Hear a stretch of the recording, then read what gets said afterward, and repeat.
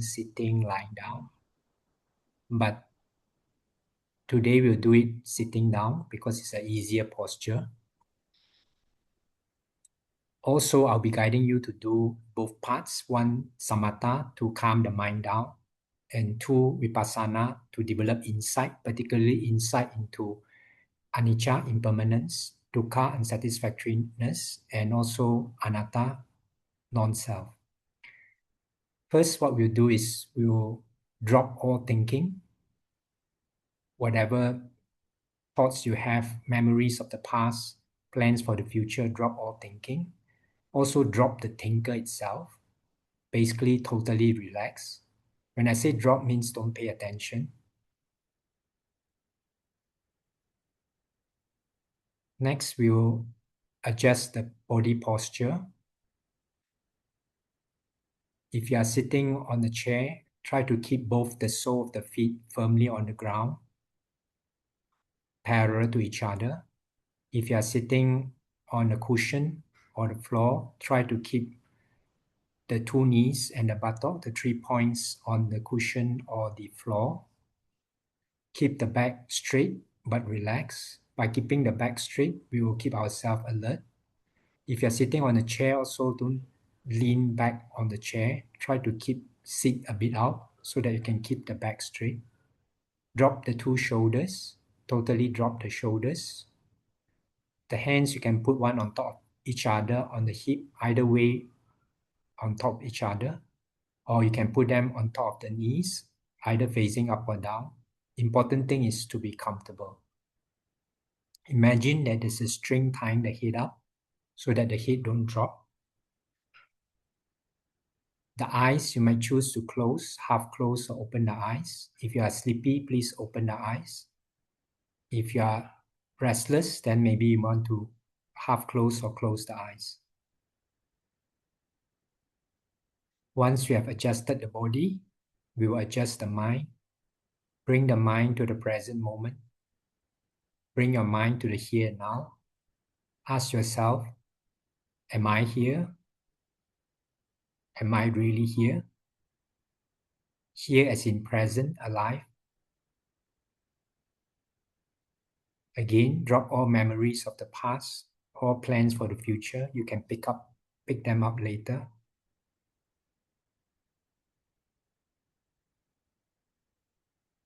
From this presence, this aliveness, put your attention on the breath. Breathing in, you know you're breathing in. Breathing out, you know you're breathing out.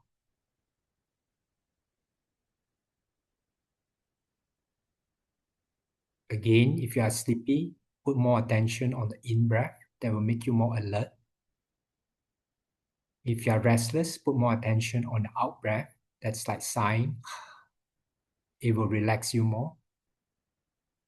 Once you have no more sleepiness, no more restlessness, just naturally know the breath as it goes in.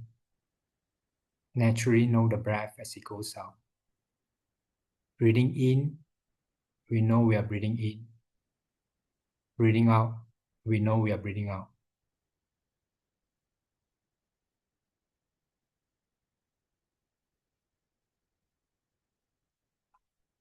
Do not control the breath.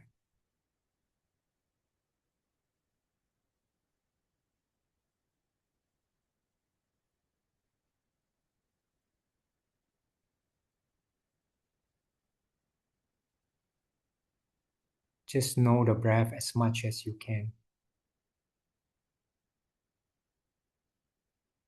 If you know 1%, let it be 1%. If you know 2%, let it be 2%.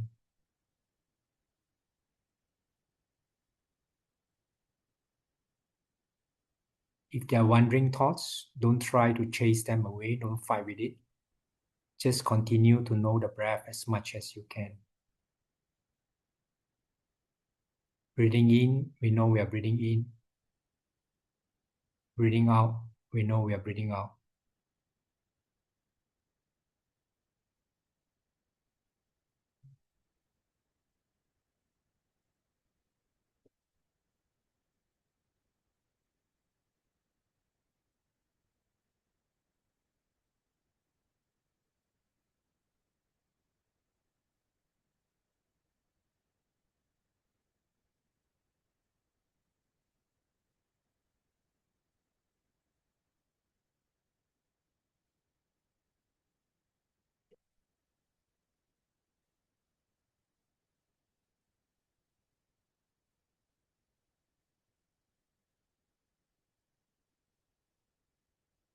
the breath become more subtler, let it be. Do not try to make it gross.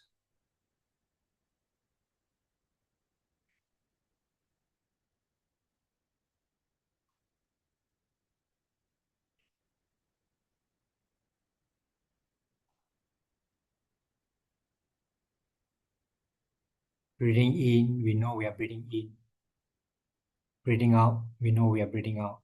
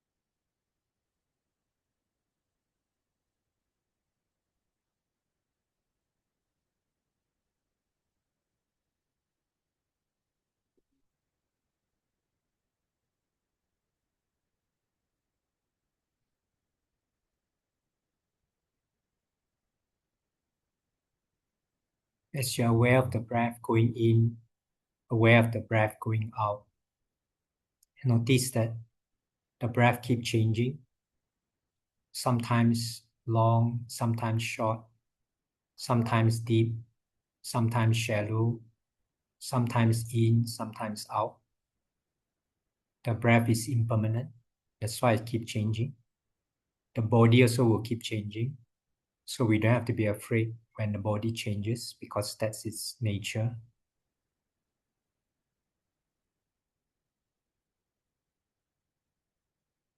Because the breath and the body is impermanent, anicca.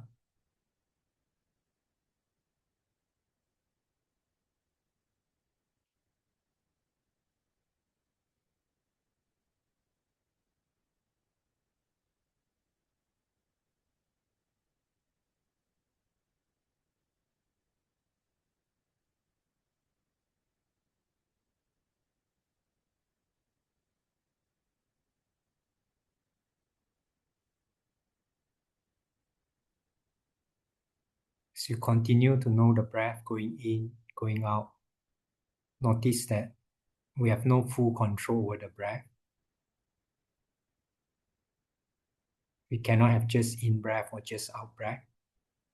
Since we have no full control, it's unsatisfactory, that's dukkha.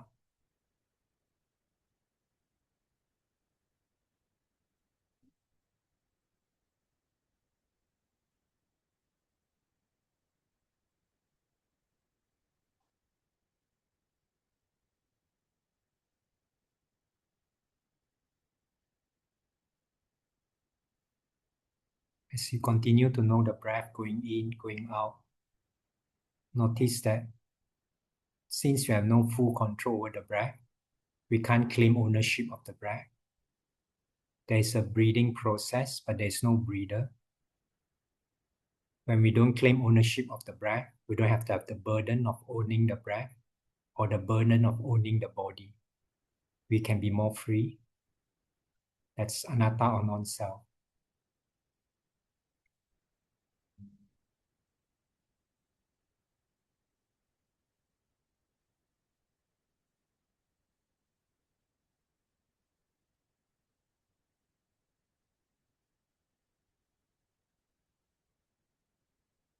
As you continue to know the breath going in, going out. Notice that the awareness, the knowing of the breath is always calm and peaceful, no matter what happened to the breath. As long as we stay with awareness, it's always calm and peaceful.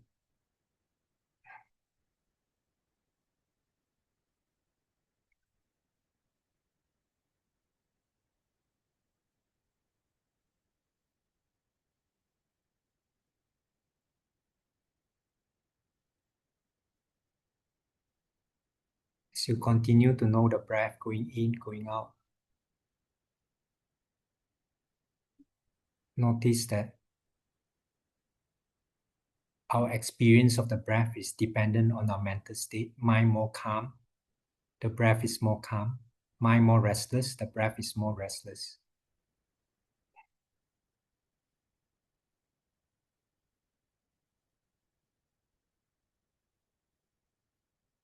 From the breath, we'll move to body sensation. Just aware of whatever body sensations you might have. Could be the weight of the body on the chair or the cushion. Could be the hardness of the body, the contact of the body with the chair or the cushion. The heat in the body, the coldness, or tingling sensations in the body. Just aware of whatever body sensation.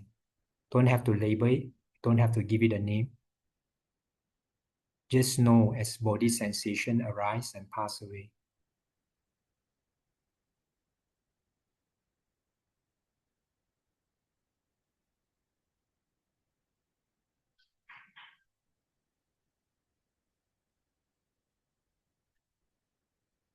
Notice that whatever body sensation we have, the minute it arises, it will pass away. New body sensation might arise again, but it will pass away.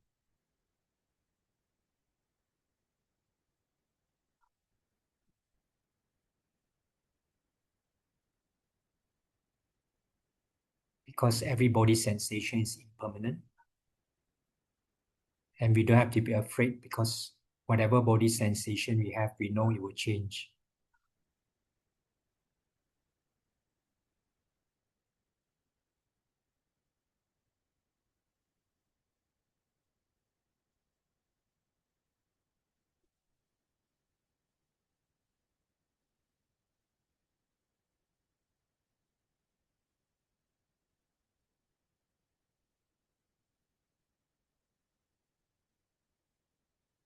As you continue to be aware of the body sensation, notice that we have no full control over the body sensation.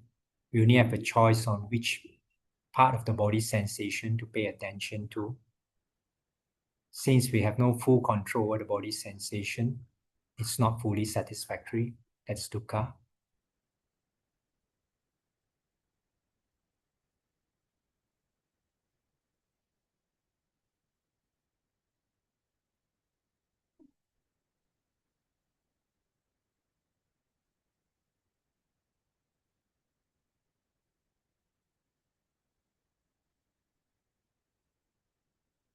As you continue to be aware of the body sensation, notice that since we have no full control over the body sensation, we can't claim ownership of the body sensation. So we don't have to have the burden of owning the body sensation. So it's not my body is painful, it's there is sharp sensation in the body. When we don't claim ownership of the body sensations, we don't suffer. That's anatta or non-self.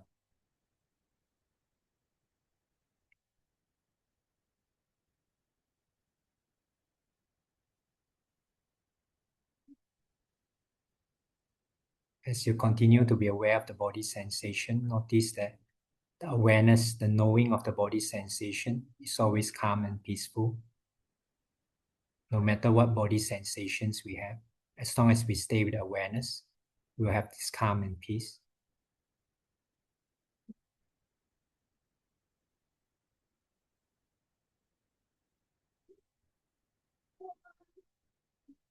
As you're aware of the body sensation, notice that the experience of the body sensation is also dependent on the mental state. Mind more calm, the body is more comfortable. mind more restless, the body is more uncomfortable.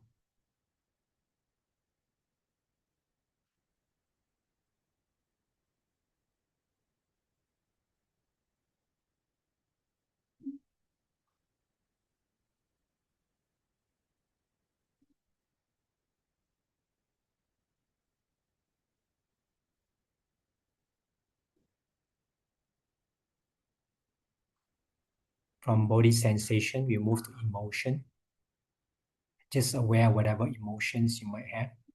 Could be happiness, sadness, boredom, excitement, or no emotions at all. That's also a type of emotion. Just aware of whatever emotions you might have.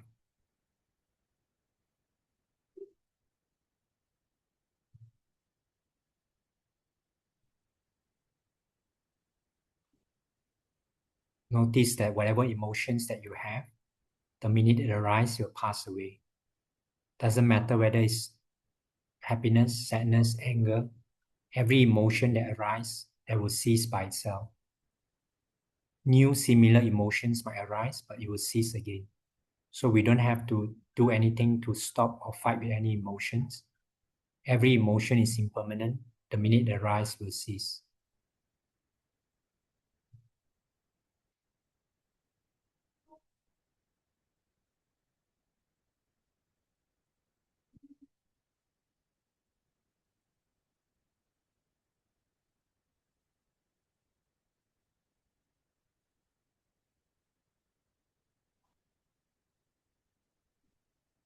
As you're aware of the emotions, notice that we have no full control over the emotions. We only have a choice on which emotion to pay attention.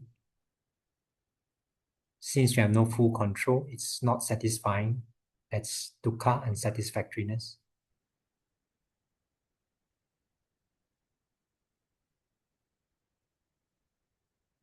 As you continue to be aware of the emotions, notice that since we have no full control over the emotions, we don't own the emotions,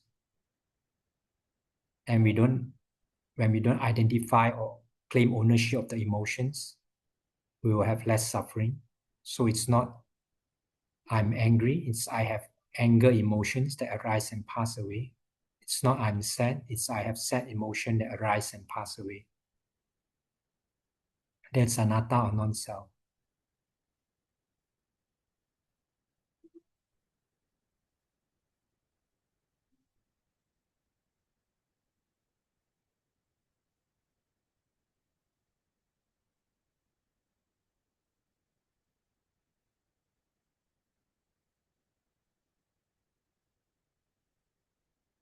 As you continue to be aware of the emotions, notice that the awareness, the knowing of the emotion, is always calm and peaceful.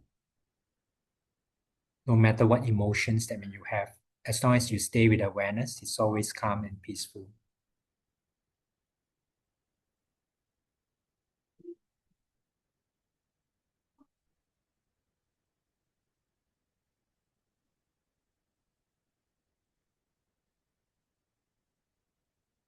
As you continue to be aware of the emotions, notice that our experience of the emotion is dependent on the mental state. Mind more calm, the emotions is more calm. Mind more restless, emotion more restless.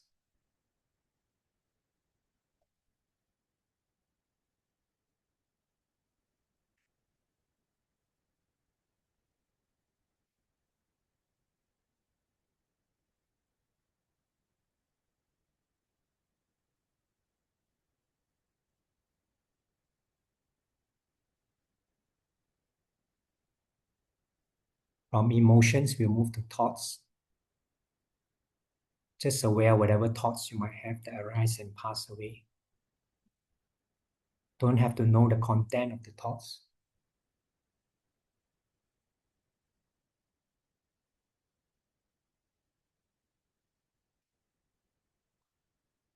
Just aware as thoughts arise and pass away. If there are no thoughts, just put your attention on the last place where thoughts ceases. Just know as thoughts come, thoughts go. Notice that every thoughts that arise will immediately cease. We don't have to do anything to stop any thoughts or fight with any thoughts.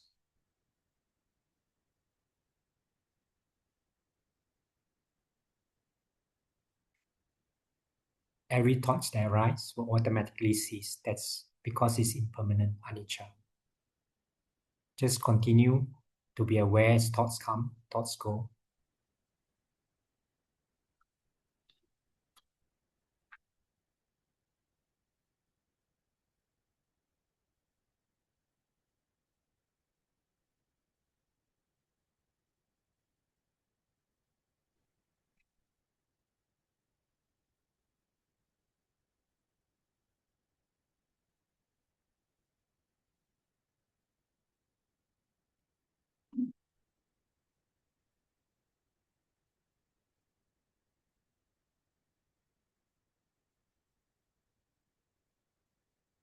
Also, as you're aware of the thoughts, notice that we have no full control over the thoughts. We only have a choice on which thoughts to pay attention to. That's dukkha or unsatisfactoriness. As you're aware of the thoughts, notice that since we have no full control over the thoughts, we don't own the thoughts. So again, we are not angry. We have angry thoughts that arise and pass away. We are not sad. We have sad thoughts that arise and pass away. As you are aware of the thoughts, notice that the awareness, the knowing of the thoughts is always calm and peaceful, no matter what thoughts we have.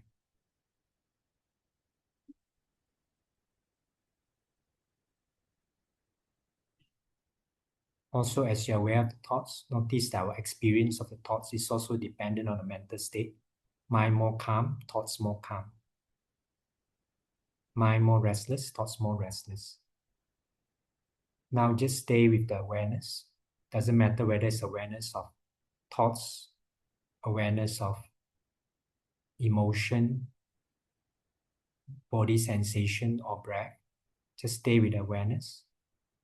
Notice the calm and peacefulness of the awareness, the childlike, carefree innocence of the awareness. Allow this good energy to flow out to the whole body.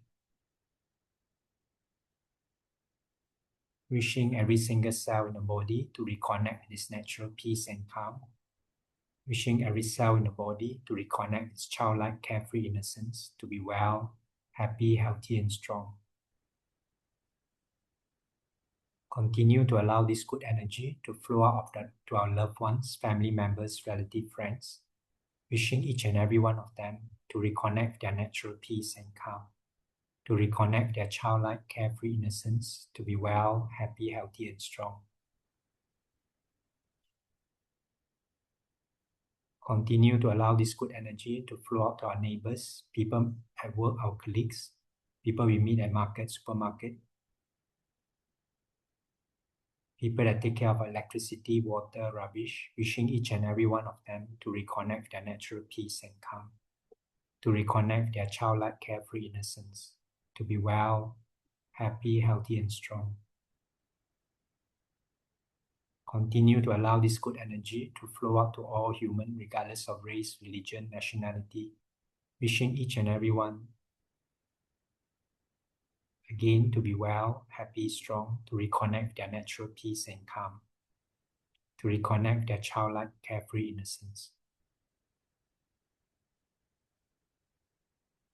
Continue to allow this good energy to flow out to all beings, all humans, all animals, all devas, all Dhamma protectors, guidance deities, all heavenly beings, wishing each and every one of them to reconnect their natural peace and calm, to reconnect their childlike, carefree innocence, to be well, happy, healthy, and strong.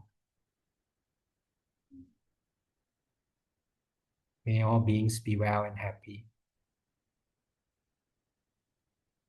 For the last exercise, just put your attention back towards yourself.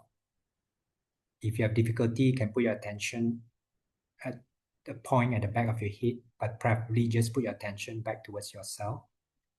And you can ask yourself, who am I, what am I? We'll sit for another minute.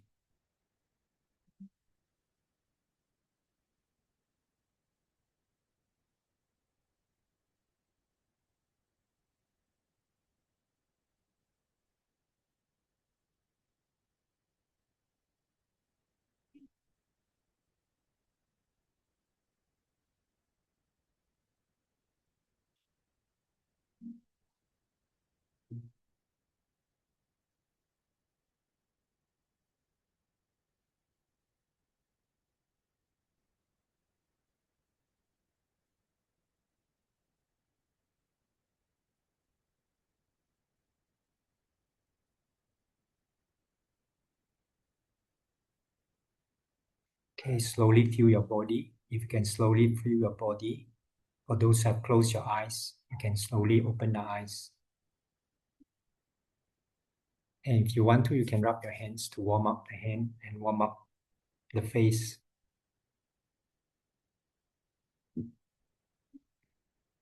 Okay, as usual, if you have any questions, feedback, or sharing, please do type in the chat box or unmute yourself. I welcome any questions, sharing, or feedbacks that you have. Okay, again, I want to start with emphasizing basically the two Dhamma that I keep emphasizing. One is we have this natural peace and calm. Basically, naturally, we are mentally healthy. And in order for us to get familiarized with it, put your attention back towards yourself. When you put your attention to yourself, you will feel this calm and peace. If you don't, because you have a lot of thoughts or a lot of emotion or you feel annoyed, don't pay attention to all these emotion or thoughts. Pay attention to the space where all these thoughts or emotion arise and pass away. You will feel that this space is very wide, unlimited, very spacious. When you stay with this space, you will feel this calmness and peacefulness. That's our natural calm and peace. Once you can feel this calmness and peacefulness of this space where thoughts come and go, you can slowly open the eyes. So every time when we are lost in thoughts, we can shift our attention back to the background, the space where the thoughts or emotion arise and pass away. If we keep putting our attention towards mental health, that's what we will get. If you put our attention always to the problem, then that's what we will see. That's what we will experience. So try to get more and more familiarized with this natural peace and calm. And I want to revisit last week. Irene was mentioning that she only feel blank. If you feel blank, it's okay as long as you still have this presence and aliveness. If your blank is you feel down and no more aliveness, then that's not the direction that I'm guiding you all to. The blank could be there's no thoughts, no emotion, but you're alive, you're present. So the key word is the aliveness, the presence. Okay, so this first thing. Second thing is if you all come across any short videos on what I'm sharing, please let me know because it's short videos is very useful. Okay, Bihui has managed to find quite a few. So for those of you in the Telegram chat group, if you scroll up, you will see quite a few short videos relating to what I'm sharing. Some on animation form. Okay. Last week I talked about Bill Patek, who is a psychiatrist who basically share these two principles or these two Dhamma that I keep sharing. And I've been reading one book, not by him, by a lady called Hannah Stutley, which actually document many cases where people who have severe either chronic pain or mental sickness who manage to get healed just by changing the way they look at the world, by understanding how the mind works. So basically, in this book, there are like 80 over cases. I'm going to share a few of the cases because it can give us a perspective that no matter how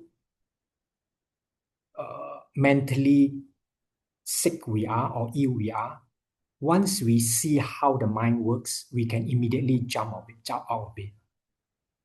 It doesn't take a lot of time. When I say jump out of it, doesn't mean we might immediately cure, but that whatever problem we have is not a problem anymore.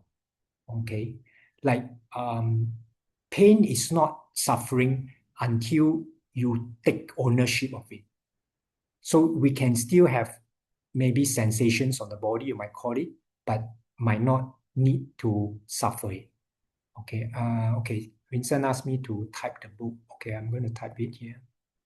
It's called Beyond Diagnosis by, it's pronounced Hannah Stutley, but spelled Chana Studley. Okay, so the summary I can tell, not easy to summarize the whole book, so I'm going to read to you some of the cases that I like. Okay, there are many cases, but I just read to you some of the cases I like.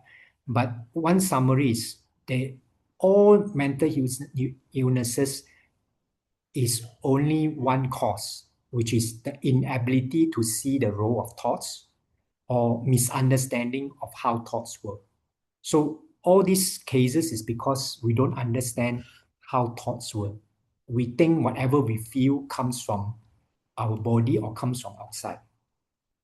So, or we didn't see how thoughts create the world in us. Okay, so understanding how thoughts work helps a lot. And even understanding how thoughts work, sometimes we can have blind spot. So there's one case where one of the psychologists who has been teaching what I'm sharing with you for 30 years, but he also get trapped in his blind spot. I will explain that case later on. So how the mind works, as in the whole world is a reflection of our mind, reflection of our thoughts. This fact, this truth or fact is very important. So actually in Zen practice, Zen masters quite often when they meet some student, they will ask this question, where are you from? And if you answer you're from, let's say, Malaysia and so on, that's not the answer that they want. Because whatever thinking we have, whatever activity we have, it always comes from the mind. So the answer actually is, when they ask where are you from, it's actually is from the mind. Okay. So now let me read some of the cases. I want to start off with maybe since Sok is here on this CBT, cognitive behavior therapy. Okay. So there's a slight difference between what I share and cognitive behavior therapy, although there's similarity. So in terms of cognitive behavior therapy, the emphasis is that because we experience our thought, so in cognitive behavior therapy, they try to make sure that you don't spend too much time thinking negative thoughts and try to make you spend more time thinking positive thoughts. This is not what I'm sharing. What I'm sharing is whether it's positive thought or negative thoughts, it's all not real. It's stories and illusion. If you can see they're not real, you don't have to do anything. So cognitive behavior therapy, you have to do something. You have to make effort not to continue thinking negative thoughts. You have to make effort to think more positive thoughts. What I'm sharing with you is I'm not asking you to stop negative thoughts or think less. I'm just saying that you can have billions of negative thoughts. If you don't think it's real, it won't affect you anymore. Okay. So this part is about, okay, I will read this. This is from Bill Bhante. It says, okay. A research project had 100 people who had recovered from depression with both, these 100 people recovered using cognitive behavior therapy, CBT, and 2 years later had not had any relapse. So 100 people did CBT and no relapse. That means they are totally cured. And they have another 100 people that they found that recovered from CBT, but then they had all relapse. So two group of people, one has 100 people did CBT and totally cured. Another group, 100 people did CBT, and after that, they went back to their own problem, their own mental illness. Now, the CBT theory is that we're going to lessen the amount of negative thinking by not catastrophizing. Catastrophizing means keep thinking negative things. Catastrophe, as much, not as generalizing as much, etc. So they did all the measurements of those two groups, thinking, of course, the group that will relapse are going to have more negative thinking than the group that didn't relapse. But it wasn't true. They were shocked that it's not like this. It blew away the theory of cognitive behavior therapy. So it's not the group that relapse is because they think more negative thoughts. The group that didn't relapse is because they didn't think negative thoughts. It's actually the group that have no problem is because they don't treat negative thoughts as real. So that's the key point. Okay, the group that went back to mental illness is because they treat negative thoughts as real, as solid reality. Okay. Okay, let me read this case study. Okay, so this is a lady who is called Claudia. Actually, there's a video on this story, but I'll just read it out. So this lady is Claudia, 58-year-old, married woman, referred to Dr. Bill Patrick for ECT. It's a shock therapy. So she's like totally severe mental illness that need shock therapy. Okay, again, I want to explain why I'm interested in these case studies is to let you know that if people who have severe mental illness can suddenly get cured, then for us, all our problems can get cured if you understand how the mind works. Okay, because worst case scenario can be solved, then all our normal case scenario definitely can be solved. So this lady, Claudia, is diagnosed as bipolar, doesn't respond to normal psychiatric medicine, and has received 14 years, 1-4, of psychotherapy. Okay. And Claudia has been told by her mother that the mother tried to abort her, and she was an ugly duckling that would never become a swan. So basically, childhood, a lot of trauma. She has been married for 40 years to a good man, but has been hospitalized multiple times for depression and suicidal thoughts on many, many medication. I won't read out.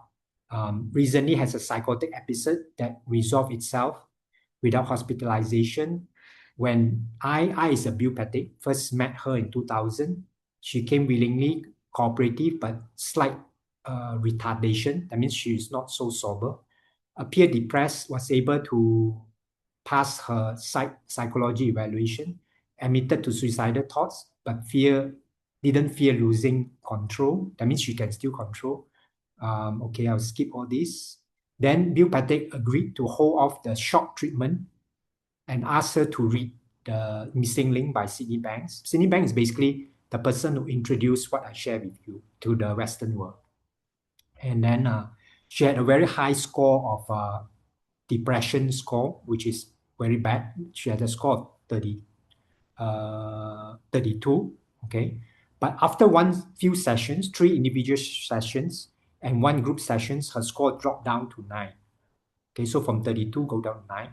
And in this session, you'll be wondering what they talk about. Basically, Bill Patrick will share to her about, all your problems are reflection of your thoughts, and we have innate natural mental health. Okay, so this is what Claudia says. I was at the lowest then, have been treated for clinical depression, bipolar, and all that, have been fairly stabilized with medication. I seem to do okay, but sometimes it get out of hand. I have a very loving family, get along well, but didn't have anything to be pressed about, but just couldn't get the good feelings. Sometimes some people everything is fine for them in the family, but somehow they just get into depression. I couldn't get out of bed, couldn't decide, whether to brush my teeth or comb my hair, putting on a mask as if I enjoy life so as to not to upset my family, but just couldn't do it anymore. Feel terrible and mostly slept a lot of hours. Then my medical doctor says, he have tried everything, decided to recommend for shock therapy. She was annoyed, but no, she can't do anything else, so she agreed. Then Bill Patrick asked her to attend a group therapy session where they read about this book by Sydney Banks, Missing Link. Basically, the book is about what I shared with you all, okay? And when she was listening to this, she kept getting more and more agitated. Okay, people like this, sometimes they cannot pay attention for long. And finally, she shouted, "Does anyone know what is he talking about?" There was dead silence, and then she burst out crying and she left. She went to a car, wanted to drive home, but Dr. Bill Patrick came out, knocked on the glass door, asked her to come to his office and talk to him. They talked for 2 hours. Okay, and then Dr. Patrick asked him to give him the therapy a chance, and he continued. Although she continued to fight of these ideas that I share with you, that your problems is reflection of your thoughts. People who are lost in it, not easy for them to see. Okay, but she kept going. Somehow inside her knows that this will help. So she kept going on group therapy, individual therapy.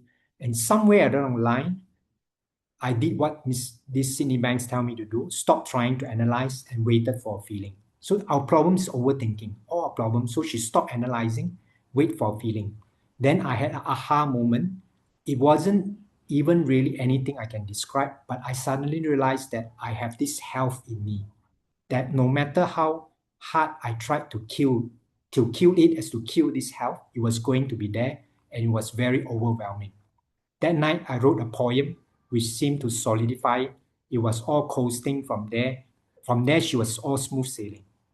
I still get some anger, upset, but I have learned something that lets me cope with it. That something is no matter how angry we are not the anger. It's just our thoughts. In the past, I just want to erase everything, but now I don't have to. I can cope with the feelings. I have learned that I can take those feelings as a warning signal that I need to get a little bit more quiet and let this natural ability of my body to take over instead of trying to control it all by myself. So now she know if she's feeling bad and all that, she don't have to fight it. Okay, just don't give too much attention to it. Just relax. Now I just enjoy life. I enjoy people so much. My husband has always been a people person. And I would last time would tell him, don't bring people to my house because I don't want to socialize. I'm scared. Well, I don't feel that anymore. I feel I have much more love inside that I got to let out the love all the time. I have to hug them, have a good time. There's so much joy in waking up in the morning now. I only sleep 8 hours a night now instead of 12 to 20. I'm not tired like I used to be. I do more work now than I'm sleeping. I laugh and the stuff I write in my journals last time looked ridiculous, but now there's so much to enjoy. Knowing that I have control over how I react with things, which makes the difference for me. Now she knows she can have a choice how to react to things. I can still get angry or react sometimes, but I catch myself. I have more good days than bad days. Another thing is that our health that we discussed is not our problems. The therapy I went to for years was problem talking. So a lot of therapies, conventional therapies, is to try to find the problem, the source, and we get more and more lost in the problem. But as I heard from Dr. Bill Pate, that trying to find the problem just make you stay in the problem longer. I heard that people blame their parents, and I used to blame my mother for everything. But then I thought, but my kids is going to blame me. Emphasizing mental health rather than problem has been miraculous idea. So the key is keep emphasizing the health, you will get more and more health. The idea is that what is in the past is just a thought, and what is in the future is just a thought, was rather new to me at first. I know that what was in the past was a reality, but now I know that the past is just a thought. Last time she thought past is a fixed reality. Now she knows it's a thought, and thoughts come and go. And it really helped me not to hold grudges, especially against myself. I used to be so critical of myself that of things that I did 10 years ago. I don't have to think of myself as bad because of something bad I once did. It's like falling in love all over again, only it's a different level of love. I've always loved my husband, but now I enjoy my love for him more than I look for his love for me. So when you can find your natural mental health, your own love, you don't have to look for love from outside. I'm almost a new person. I love the way I feel. And Dr. Pew Pettit says, after 8 individual sessions and 12 group sessions, Claudia's this depression index dropped down to 2. So dropped from 32 to 2. Okay, so this is one case. Okay, when I find a video, I can share with you also. And another next case is this lady called Jane in UK. This case to me is interesting that sometimes we don't even realize that we are thinking thoughts that are making us suffer because we didn't see. As long as you didn't see that we are experiencing our thoughts, that thoughts play an important role in creating our world, you might not see the missing link thoughts. So this lady Jane, she came to see the psychologist when she had been diagnosed with pre-diabetics, I mean going to be diabetic, and also diagnosed with binge eating disorder. Binge eating means eat very fast, eat a lot. The reason people do binge eating is because they have too much thoughts. So in order to not think is like force themselves to keep eating a lot. Okay. So she was confused, upset because of this two label of pre-diabetic and binge eating. She don't know what's the problem because a few months before she was in average weight, happy life, had never had issues with food, and food issues were never, but actually food issues were never about food. It's about how you think about food and yourself. Okay. When we have a lot of thinking, sometimes we'll eat faster, we'll eat more because we want to avoid the thinking. When we talk this from the psychologist, Jane hadn't dieted before her wedding because she was happy with her appearance. Didn't eat many sweet things because family has history of diabetics. She has to be careful not overeat. It all went wrong, she said, when she got back from honeymoon. Before her wedding, she left her job and started a new position after honeymoon. The new job has an open office plan, consists mainly of women, all nice to her, enjoy her new responsibility. She asked, then the psychologist asked her to run through what she ate, and everything she listed was fine. But somehow something is missing. So the psychologist asked her, what else? Then we find the full story. The full story came out. Jane lived with the husband for a few years before they married, had a good relationship. Sometimes doesn't mean we have bad relationship, then we have mental issue. Okay, so she had a very good relationship with the husband. Husband easygoing, kind, rarely instigate anything. That means didn't suggest anything, let her do all the planning. And this suit Jane because she enjoyed organizing their time, and she joked that she was a family social secretary. But what went wrong? Jane said that on Monday mornings, other women in the office would talk about how their partners surprised them with weekend away, how their new love whisked them away with somewhere fun and exciting. Jane enjoyed her weekends. Okay, she normally enjoy weekend, but felt increasingly when you keep thinking about what other people talking about, feel increasingly envious of the colleagues' trips. She started to resent her husband. Husband never changed, but her thinking of the husband changed. She started to don't like the husband, and where last time she enjoyed the way the husband flow with her. Now she think of the husband as lazy, unimaginative. She knew her husband worried about her getting diabetes. She said whenever she feel upset, she would purposely eat a lot of sweets. Okay, thinking this will punish the husband. And this was several times a day. She would buy many things, apple and small things from the cafe and fill with bars of chocolate, went to the toilet and stuff all in her mouth. Very classic binge eating. And the psychologist asked her why she didn't ask the husband to organize something.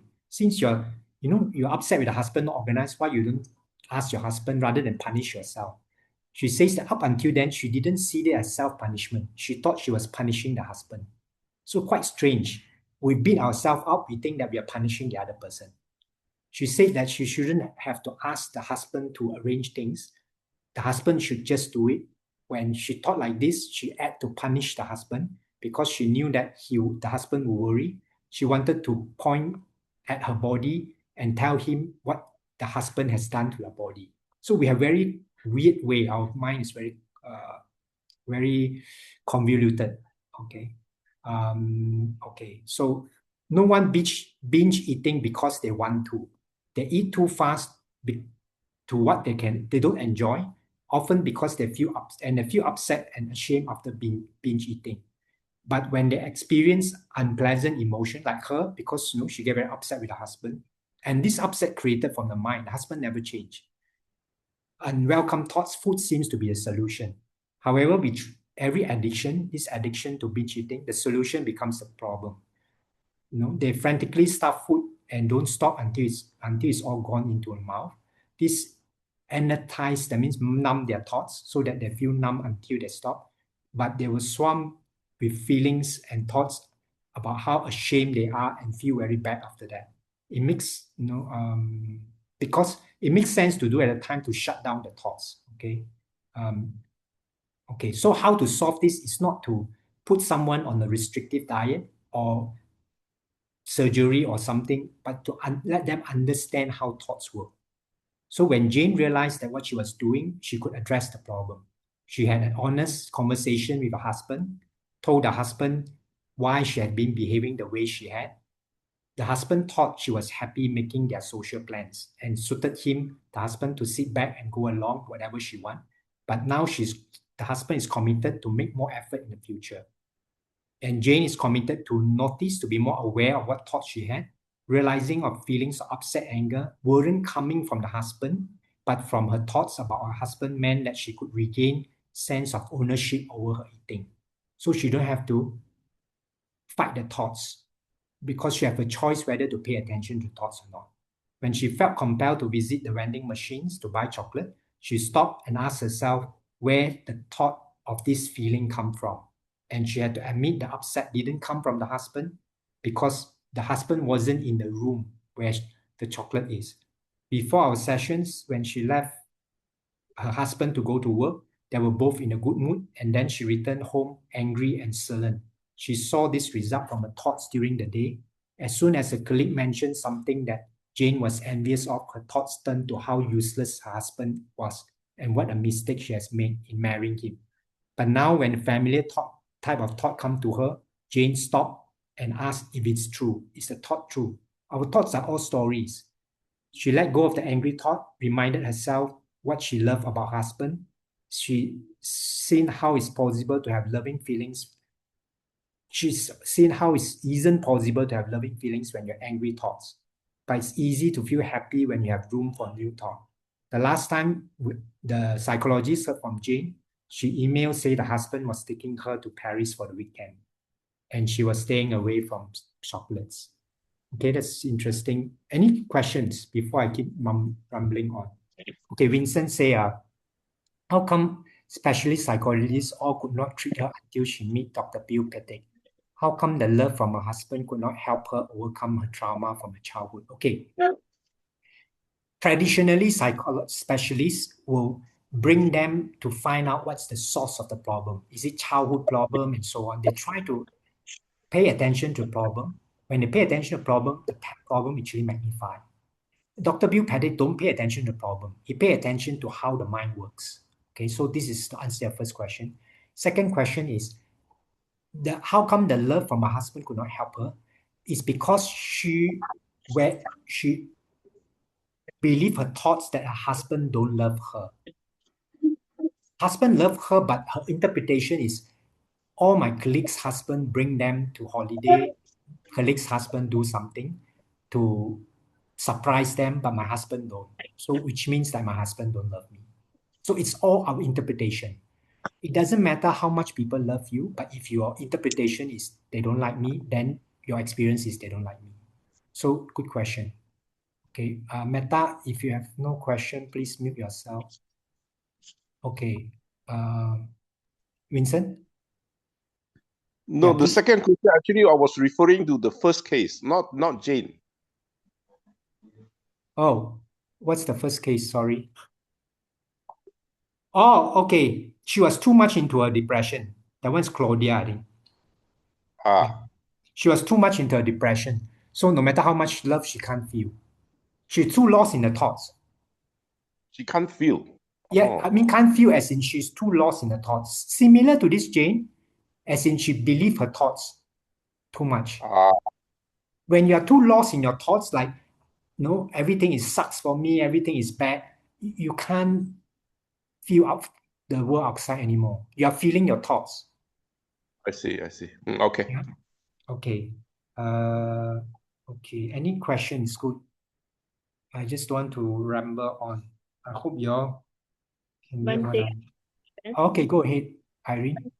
I ask that is it a nature that our thoughts our mind reflection the thought is a nature by somehow it's Sorry, major. Natural Natural for thoughts. for reflection of our thoughts. Emotion is a natural reflection of our thoughts. If you have angry thoughts, you have anger, definitely. Unnecessary thoughts, whatever thoughts reflected is a nature reaction, is it? is a natural reaction. What do you mean, sorry? Can you Like, give an example easier? say, like what we face, we have negative thoughts, we have a mental states of thought like that. Uh-huh. Then Are you saying that when we have negative thoughts, is it natural to have negative thoughts? is it natural that our mind reflected such thoughts? I know our mind is not natural to have negative thoughts, but we have no control over what thoughts come into our mind. Mm. Naturally, our mind is calm and peaceful. There's no thoughts. Thoughts come later, but we have no control over the thoughts. Mm. Then what makes the negative thoughts arises then? Many conditions. To me, that's not so important. The important thing is number one, to know that we have no control over the negative thoughts, but they are not real. So if we don't pay attention to them, you can have a billion negative thoughts. That's not a problem. Mm. But then Bhante would teaching that how our mind works. Yeah, So how our what mind works is we feel, we experience our thoughts. We don't experience what's happening out there. So someone can love us very much, but if our thoughts tell us that he's terrible, he don't do enough, he should do this, or I'm suffering and all that, you will suffer. It's not what's happening out there that you experience. It's what's happening in your mind that you experience. Yeah. Okay. Right. But I'm not asking you to control your mind. You can't. I'm just saying that whatever is happening in your mind is an illusion. You don't have to believe it. Okay. But what makes our mind have this illusion? Many conditions. This one, no need to go into. It doesn't help.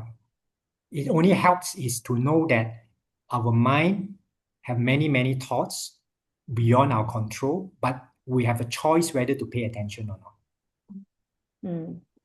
Okay, got it. Okay, thanks. Any other questions? Okay, while we're at this, one of my friend asked this question. Say, Bhante, you keep saying that our world is a reflection of our mind. Okay, but how come the world don't become what I want to be? If you say it's a reflection of our mind, which means that whatever I want, then it will happen in the world. No, that's not true. I didn't say that whatever you think happen, whatever you wish to happen, it will happen in the world. I'm just saying that whatever thoughts come into your mind, that's what you experience. And you have no control over the thoughts. Thoughts just come and that's what you experience. So you don't actually control the world out there, but actually you have a choice what you want to experience, what you experience. Because if you pay attention to negative thoughts, you will experience more negative experience. If you pay attention more to the positive thoughts, you experience more positive experience. That's all. Okay. Okay, Vincent says, seems two cases help to illustrate your teachings clearly. Yeah, that's what I'm trying to do. I'm using case study so that I want to emphasize that whatever I share with you is practical. It can be used even in extreme cases. If it works in extreme cases, it will work for our everyday cases. Okay, but no matter how much we understand, we can still have blind spot. So this is the next one, which this person, Joe Bailey, I've listened to to give talk. He's a psychologist and he has 30 years experience in what I share with you. Okay. But he also got lost. Okay. So this is the story of how he got lost. So I is a Joe Bailey. So I'm 69 years old. I started in the summer of 69, suddenly experienced a lot of fatigue, feeling of mental fog. I just couldn't think. Okay. Sometimes when we get older age, we just have a little bit of tiredness and all that, and then we start overthinking about it and it got worse. So this is what happened to me. I was trying to write a book about healthcare at that time, just couldn't write. I thought, am I getting senile? We start asking ourselves, am I senile? Am I having dementia? That doesn't help. I was starting to think, oh, I'm getting old. My joints start to ache, and before long, my back has excruciating pain. I had no energy and it frightened me. I didn't know what was going on, started doing a lot more thinking about it. Okay, so this is the key point. I was at my cabin in the Canadian wilderness. I was alone. My family has gone to Minnesota.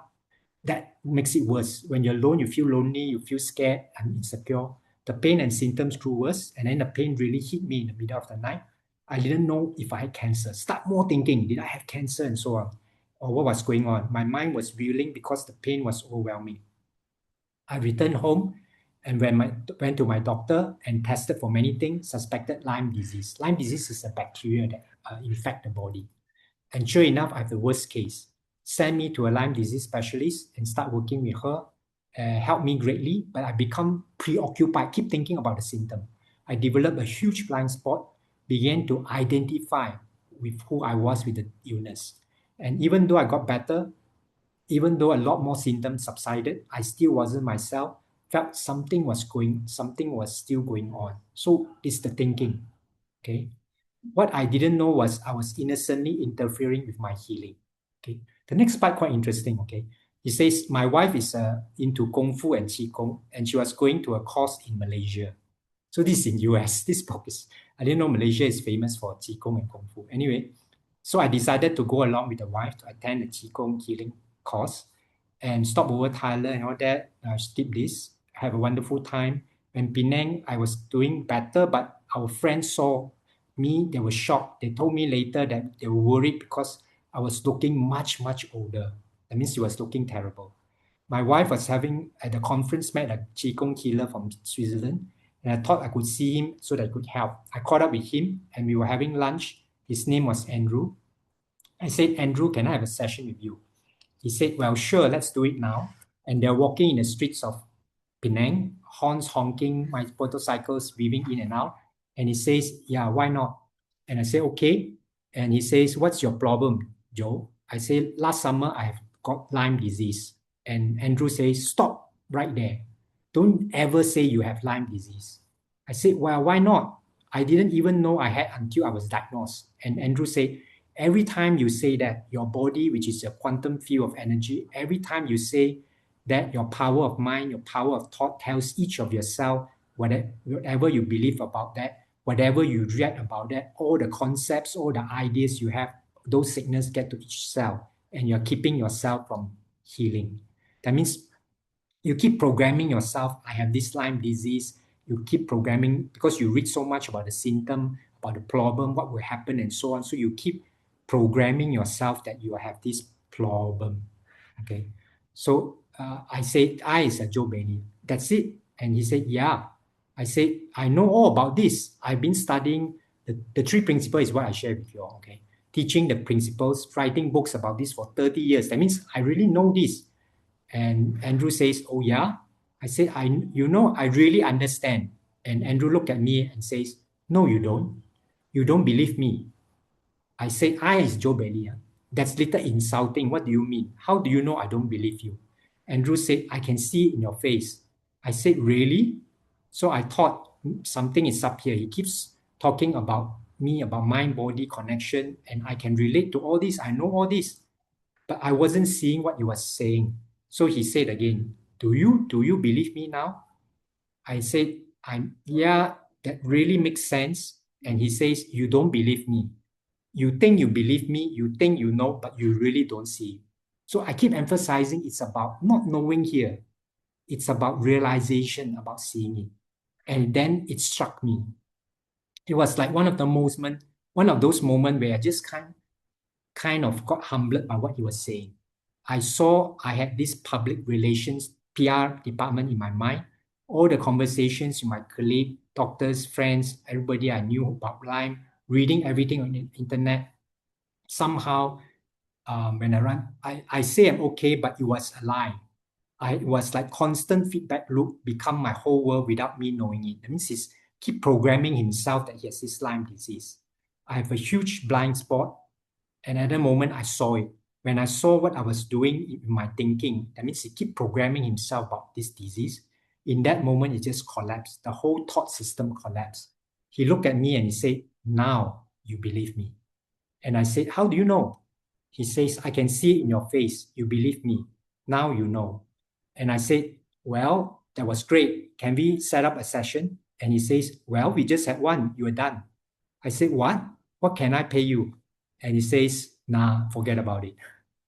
Okay. So basically, when we see, we really can see. So after that, he felt very well. He said, he went to sleep, had the best sleep he ever had the best sleep he ever had, slept very well, wake up more awake in many years, went for a swim and went for laps and all that. When he see his friend say, what happened to you? From yesterday to today, you suddenly look 10 years younger. And he said, yeah, I look 10 years younger. I said they were really worried because he was looking really old and looking really haggard. But suddenly, over one day, suddenly looked 10 years younger. So innocently, all of us create blind spots, things that we don't intend to. We don't see because of fear, because life is experiencing things we never, because life is experiencing things we never dealt with before. So we have this fear we didn't see. Okay, Vincent? Yeah, but I didn't quite catch the part on you don't believe me. That part. What is it trying to convey? Oh, okay. Because this Joe Bailey was saying that I know, I understand what you're talking about. It's my I'm the thought. expert. I'm the expert. Okay. Ah, So this guy who is a Qigong Ge says, no, you don't understand me. You didn't get it. When you say don't believe me, you didn't get it. You think you understand, but you don't understand me. but what did he say before that? Huh? Basically, he says that Joe Bailey says that I understand. I have 30 years of experience in this. But what did the Andrew say? Andrew basically says that no, you didn't get it. I not his words, but I'm trying to paraphrase so that you understand. Okay, so basically, he's saying that when he says you don't believe me, he's saying that you don't really understand what I'm saying. You get Yeah, what I that's mean? why. What did Andrew say? Only What did this. Andrew? Andrew was Huh? saying that Andrew was just saying that or the beginning was because Joe Bailey started telling him that I have this Lyme disease. Yes, And yes. then and then Andrew says that don't mention that.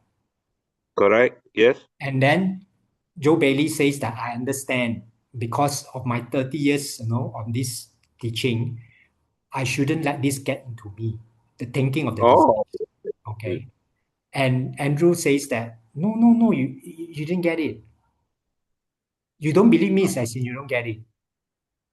Okay. Okay. Okay, because actually, if you analyze yourself, most of us, including myself for many years, when I hear this, that everything is a reflection of my thoughts, my reaction is, yeah, it's true, but But yeah. this one is not. Okay. Okay. There is no So that but. means what Andrew was trying to say is that yeah, you may know everything, but you are actually doing damage to your body by repeating programming this Lyme disease lah. Correct. Yeah. The Uh, conversation is not so clear, you're right. When I read it yeah. first time, not so clear. So basically, to summarize is Andrew was saying that when you start, because I asked what's your problem, he said, oh no, I have this Lyme disease and I last time I don't have, now I have this and I'm suffering. Say, stop. Mm. You're identifying with this. Yeah. Yeah. And then Joe Bailey said, I know. It's all my thoughts. Yeah, you didn't know. If you know, you won't have problem. Yes. Yes. Okay, this is the Correct. summary. Good. Thanks, Vincent, to point out. Okay. Ming Shan say we wish a lot of things. Sometimes the thing that we wish can come true. Somehow it may take time and it may come when we least expect. This is my observation. Oh, good observation, Ming Shan. Actually, there's this saying, if you really want something enough, it will come true. In my life, everything that I really want, it comes true. But we have to know quite often, you'll be quite surprised when we think we want something, we might not want that thing. Quite often let's say we think that we want to be rich, but actually we want to be rich so that we are happy, or because we don't want to be looked down on. We don't really want to be rich because people keep criticizing us, we are poor, we are lousy and all that. So we want to be rich so that we are not looked down on. So that's not the thing that you really want. If you find something that you really want and you put your attention on it, yeah, you will get it. But Bhante, this is difficult as we have, if you have medical problem, example, cancer or addiction. Okay, addiction actually is not a problem. I say this many times already. Let's say if you're addicted to cigarette, the cigarette is a solution to whatever problems you have. Because you're overthinking, you can't get away from the thinking. When you smoke, your mind will relax so that you don't get lost in overthinking. I'm not saying cigarette is good. I'm just saying that if you treat cigarette as a problem, you're not going to solve the cigarette addict's problem. What's helpful is to solve what is his real problem, which is overthinking. If you solve his overthinking, he don't need the cigarette anymore. So a good case I always tell is my brother has a ex-schoolmate who chain smoker. Every time the schoolmate gather, which is quite often, he will have to excuse himself to smoke. He tried very hard to quit smoking, didn't work. And one time, my brother introduced him to Goenka 10 days meditation retreat. At first, he was very apprehensive because he can't survive 10 days without smoking. But somehow he tried. And he got so much bliss and joy from meditation. He don't need smoking anymore. After that, he never smoked. So same, if we have medical problem, if you keep focusing on the medical problem, it gets worse. If you keep thinking, no, I have cancer and all that, it gets worse. It's more helpful to try to put the attention that we have innate mental health. Doesn't mean don't do anything. Do whatever you need to do. But if you keep thinking about it, you will get more and more into problem. You'll start visualizing more problem and making it real. So we're saying, thank you, Bhante, for various cases related to our powerful thoughts and mind. The main problem is not the thought, but clinging to our thoughts, yes, because thoughts come from the craving or our wish for something as human being. So the problem is not thoughts. The problem is we use thoughts wrongly as a weapon to punish ourselves. So, and thinking the thoughts are real. Clinging to thoughts means you think thoughts are real. So as long as you see thoughts as bubbles, as stories, then there's no problem with how many thoughts we have. Okay, thanks, Suk, and thanks, Vincent, for all the questions. Any other questions? Bhante, you missed one question further up. Oh, okay, good. Which questions? Where do our thoughts come from? Not important. Our thoughts come from our conditioning, from from the world we live in and so on. So to me, it's not so important. Important is thoughts are not real. Oh, when you ask where thoughts come from, it's also important in the sense that the thoughts, we can't really claim ownership of the thoughts. Sometimes come from what our parents says, what the society says. So actually the thoughts, we can't even claim ownership of the thoughts. It's just, if you don't claim ownership of thoughts, that would solve a lot of problems also.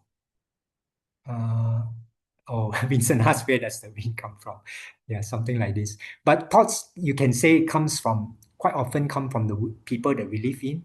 Like, we have been programmed, some people have been programmed that we must not leave any food on the plate. We must finish every single bit, because otherwise some people are, hunger, don't have enough food to eat. But there are some people being programmed that if you eat every single bit, you are like a very rude, you are like a greedy pig, hungry ghost. So what thoughts we have also depending on the society, the family that we grew up with. But don't blame the society or the family. Just don't believe the thoughts are real. It's just a viewpoint. Okay, any other questions? I won't finish. I'm almost finished most of the story I want to share. I'll share this. Okay, there's only 2-3 stories. We will share next week. Okay. Any other questions? Questions are good. So basically, the summary again always is, don't believe your thoughts. I'm not giving you this is not an instruction or method. It's that all thoughts, in fact, are just stories. It's like you walk into a cinema and you believe the movie is real. It's okay because you pay money, you want to enjoy the movie. But after you walk out of the cinema, you still believe the movie is real, then there's a problem. Okay, any other questions, sharing? If no, we will share merits. Okay, no last questions or sharing. Okay, please continue to explore how your thoughts work, how the mind works in your daily activities, especially every time you have emotional upset or emotional up and down.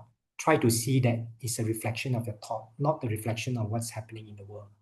Whatever happens in the world, you can still say in this natural calm and peace if you don't pay attention to the thoughts. So this natural calm and peace is always there. Okay, we'll share merits. Sorry, Share merits. Okay, sorry. last question. Okay, go ahead. Okay, we don't believe our thoughts, that's sorry. So if we do have problems, then we stop it and then we do our thinking process. Then that thinking of process, the thought can believe or not, can take it as action or not. A very simple guideline. Okay, this is a rough guideline. Okay, not always true. If you have suddenly in your mind in a very calm, peaceful state, you know what to do. That's usually okay. That's your intuition. But if you have to think, should I do this? Maybe I shouldn't. If I do this, this will happen. Maybe I don't know. Should I do? Shouldn't? That one usually is too much thoughts. Okay, so you will know what to do when you're not lost in thoughts. Okay, when you use your thoughts to do things, that's not scratching. Like, okay, you have to use your thoughts to think 2 + 2 = 4, 20 + 20. That one, no, like, is 2 + 2 = 2? Maybe not. Or is 2 + 2 = 6? Maybe not. That kind of is lost in thinking. Okay? I'm not asking you not to use thoughts. We can use thoughts as a tool to help us. Okay? Okay, we will share merits with all devas, Dhamma protectors, guardian deities, family members, relative friends, wishing each and every single family members and relative friends to be well, happy, healthy, and strong. Make aspirations, always with a wise word of foolish. At the end, again, share merits with all beings, wishing all beings an equal share of merits. Etavata cha me sampadang punya sampadang sabe deva numodantu sabba sampati siddhya. Etavata cha me sampadang punya sampadang sabe buddha numodantu sabba sampati siddhya. Etavata cha me sampadang punya sampadang sabe satta numodantu sabba sampati siddhya. Idame nyatinang hotu sukita hontu nyatayo. Idame nyatinang hotu sukita hontu nyatayo.